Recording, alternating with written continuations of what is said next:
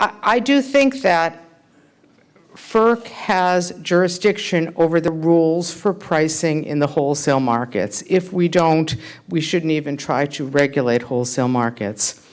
On the other hand, I talked about all the efforts that states are making with renewable portfolio standards and so forth. In the long run, if we don't find a way to have the competitive markets work, that states feel they want to get their power from the competitive markets, they'll just take their ball and go home. As Larry also said, it's voluntary.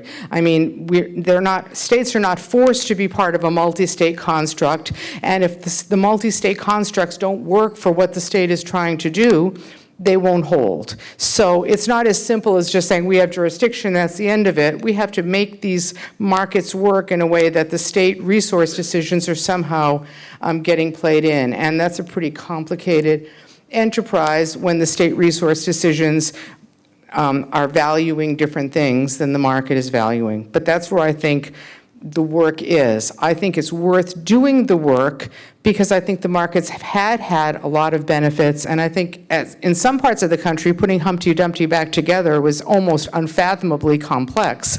So doing the work to make the markets work for what the states are trying to accomplish, I think will serve us well in the long run. So that's one big area between the states and federal is what are the resource choices and how do the state resource choices work in the competitive markets? Big piece of work for the next several years. The second area that really bears on this is the EPA Clean Power Plan. The Clean Air Act does things by state, state implementation plans, and that's how the Clean Power Plan draft that was released last June is set up. The power markets, of course, do not operate state by state, so I think there will be very considerable, potentially considerable implications for the operation of the markets as the states make all their implementation decisions. I don't know why EPA does things, but I noticed that they gave very high praise to regional efforts where states get together and do things regionally. That, of course, meshes quite well with regional power markets. We see that in New England, where all of the 6 states are in RGGI, and ISO New England just assumes RGGI allowances in their dispatch stack, and it's gone on very well for many years. To the extent that states can do things regionally, that will help make this problem easier, but one way or the other, I think we're going to have to think through how state decisions that are made in order to meet an implementation target play in the markets, and that's part of this effort. I also think another big job for FERC and the states is that certainly because of the EPA Clean Power Plan, but also because of the things I mentioned at the top of the speech, the changes in resources, the aging infrastructure, we see, I believe we have a tremendous need for investment in infrastructure in the country. And infrastructure of almost any type does not get built without federal-state cooperation. In transmission, we're starting to see I think the fruits of Order 1000 and the regional processes to plan transmission coming together. I think FERC has taken an important step that has been affirmed by the courts to require regional planning, regional cost allocation, but the states still control where the transmission gets sited, in some cases control who can build the transmission, control the policy drivers that sometimes call for the transmission in the first place to meet state renewable standards. So transmission cannot get built at 888 First Street. It requires an effort between the two big parts of our government. And I think there's a tendency sometimes, by the way, to say like states and federal as if we're kind of a bilateral negotiation, when in fact all the states are in many different places on these things. And but we cannot build the infrastructure that we need to keep the lights on without state-federal cooperation. The second big piece of infrastructure that I think we'll be increasingly needing is to build out our gas pipeline infrastructure. If we as a country are making a pivot to the use of more natural gas for generation, rather than some of the fuels that are not being replenished in the supply mix. We're going to need considerably more pipeline infrastructure in some parts of the country to get that done. While the FERC permits the pipelines, state agencies are very involved. States control whether to allow extraction methodologies in their states, and we need, in many cases, regional buy-in in order to have these projects go forward. And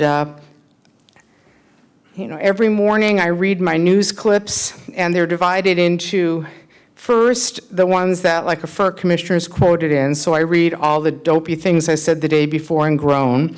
Then there's usually a big set of articles about the polar vortex and the markets and mopers and DR and capacity markets and so forth, and we need more this and we need more that. And then there's a huge set of articles of everyone who's opposed to everything everywhere. Cases against pipelines, people fighting transmission lines, people fighting hydro, and I think, how do I reconcile this first batch of articles with the second batch of articles? And it's going to require the people who are involved in keeping the lights on, both at the state and the federal level, to work together to decide, if we're serious about using more gas for generation, then we need to get the pipelines built or the storage facilities in order to do so. If not, then we have to build whatever resources we need for the other resources we're going to need, but we have to be kind of clear-eyed in what it's going to take. And I think it's going to take significant collaboration and a real push to do the investment in infrastructure that we need.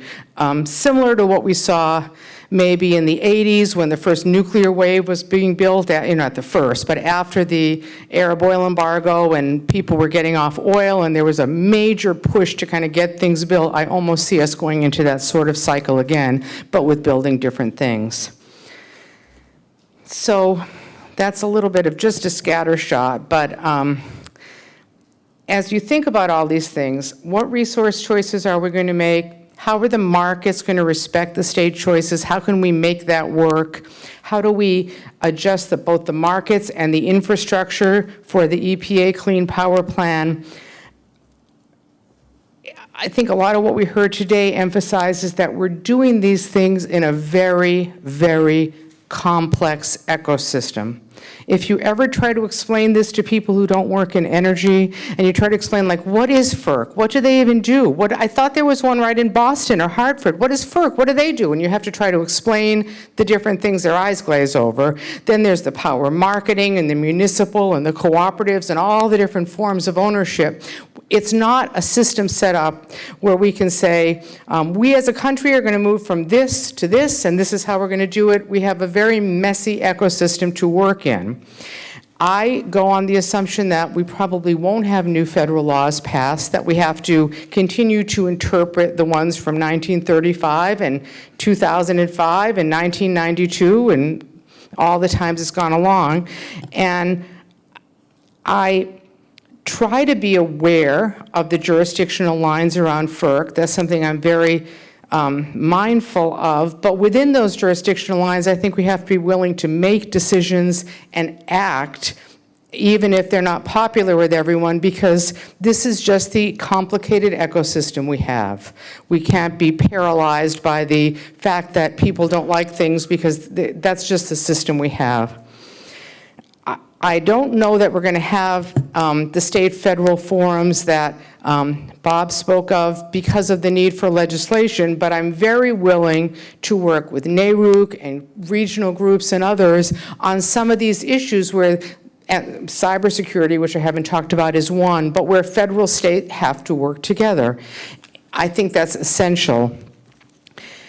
As I was listening to the kind of closing of the people talking, I was thinking of the old Beatles song, we'll work it out, because someone said, and I mean, we will work it out, but how well we work it out depends on what we do. And when you look at the triangle that I talked about with reliability, that's not optional. We are going to keep the lights on. That is just essential. That's what we have to do. There's absolutely people will cut us no slack. This is an essential product. So that has to happen. Environmental response, I believe that beginning to address climate change is a responsibility of our generation. I know there's not a national consensus on that, but I believe the laws are pointing in that direction, and making environmental progress is on our plate right before us right now. So the third piece of it, cost, how economically we do these things will depend on all the work we do. If we make the markets work, how the regulation works, how the state and federal plans work together, whether states in a region work together, because we're going to keep the lights on, because that you have to do what you have to do, but how well we do it while meeting environmental aspirations really depends on all this geeky regulatory stuff that we do for a living. So that's what gets me up in the morning, and I think I'm within just about in my half hour, so thank you very much. I know it's 1:30, but I'm happy to take a few questions. Yes, hi. Can you identify yourself if you, yeah, sorry. I'm doing Sarah's job. Identify yourself at the start of the question. Yeah.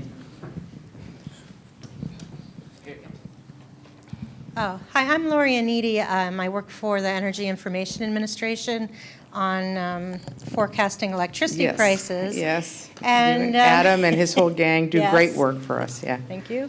So I have a question. You said this was just the start of a huge infrastructure building, and I was just wondering, we just had a huge increase in transmission infrastructure investment. We've had a huge increase in distribution infrastructure investment with the American Recovery and Reinvestment Act.